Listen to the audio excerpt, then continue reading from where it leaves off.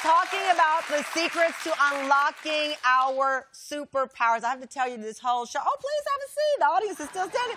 I was like, what is my superpower? I'm still trying to figure it out. But our next guest certainly got me to thinking, you know, we often look at professional athletes as superheroes for how they master their superpowers to win. Well, our next guest was living his dream as a pro soccer player when a medical emergency left him fighting for his life. Thankfully, he survived, but his career was over, leaving him with not only a 10-year journey of healing, but also a new quest using the ultimate superpower of hope. Today, Jesse Bradley is a pastor, podcaster, and author of the new book. It's called The Power of the Second Thought, and his straight talk is captivating millions around the world. Take a look. I'll pray about it. That's about 95% of the time a no. That's a no. That's become the phrase in Christian circles when someone shares an opportunity about your spiritual gift and so forth, and you don't want to do it, you try to be polite, and you don't want to have any conflict or anything awkward, and so you don't even want to talk about it, you just say, I'll pray about that. Right, I know you've been there. Sam Fam, please welcome an incredibly inspiring human, Pastor Jesse Bradley.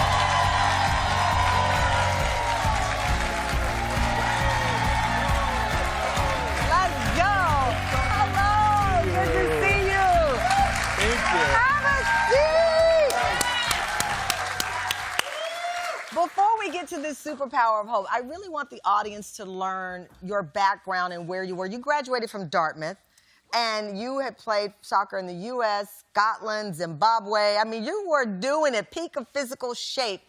And you had a reaction to an anti-malaria medication that sent your life into a spiral. That's it. Sometimes what's supposed to protect you is actually killing you. Yeah. And life is going one way, and then suddenly it's not going that way anymore. And what are you going to do in that moment? And I was pushed to the brink, tested me to the core, physically, emotionally. What happened to your body? Yes, there were about 10 physical symptoms, but my heart would start beating 160 beats a minute sitting still. Atrial flutter, heart murmur. I was in perfect condition before that. And then there were side effects emotionally, like panic attacks, anxiety, waves of depression I had never experienced before. So I go from being a professional athlete to having a sense of self-control to feeling like my system, I can't regulate myself, not even temperature.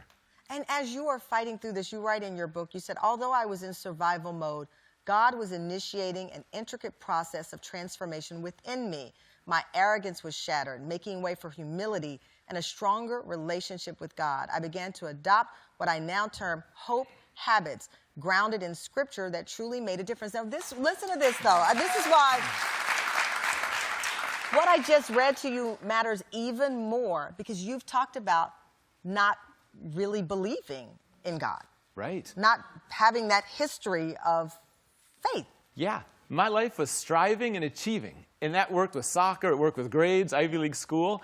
And then the perseverance and the determination that got me to a certain point was not going to work. When it's a 10-year recovery, I needed some new tools. I didn't have a roadmap. I didn't know where to find hope. I didn't find hope until I lost hope. And part of that was learning how to receive. And that's something completely different. The word grace, an undeserved gift. Yeah. You talk about, in your book, we know that we all can pick up bad habits. Swearing is one of my bad habits, I'll be very honest. Yeah. But you talk about good habits, right? Hope habits, I should say. That's right. And part of what you did, you started to write down these things that you were grateful for. Yes. I call it a gritty gratitude. Because you learn how to give thanks 10 things every day, even when I didn't feel like I was thankful. Every day. Because it's easy to over-focus on what you've lost instead of being grateful for what you have. Yeah, it's so true. So when we're trying to bring in this superpower of hope, how do we form hope habits? Because again, it's easy to form bad habits. Right. Sometimes it's more challenging, even as optimistic and as wonderful as they sound, to form good habits like hope habits. So true. And the real estate between our ears is so valuable. Yeah, it is. And it's the mental game. So learning how to cultivate a hope habit where you renew your mind. First, recognize the thoughts that are coming. We have thousands every day. First thoughts. Okay. And the majority of them are not helpful. Okay, so pause right there. First, because there's a distinction between first thought and second thought. Yes. We want to ignore the first thought. That's it. You can't control the first thought. Okay. It might be selfish, resentful, mean. It's coming in. It's a hope thief. Okay. And it wants to come into your Ooh, mind it's a and your hope house. thief. I just got goosebumps. So the first off is a hope thief. Okay. That's right. And you wouldn't let a thief come into your physical house. You wouldn't say, hang out No. for a while. Let me make you a meal. Spend the night. Yeah. You wouldn't do that. Right. So then we go to our second thought. Reject that thought and then intentionally choose a second thought. Okay. If you wrestle with anxiety, your second thought could be perfect love drives out fear. I'm loved by God. I'm loved by people. I love myself. Yeah. I love that. You wrote a piece in Men's Journal that really stood out to me and the team. You wrote, self-consumed and selfish people never leave a strong legacy. I'll say it again. You said self-consumed and selfish people never leave a strong legacy. Yeah.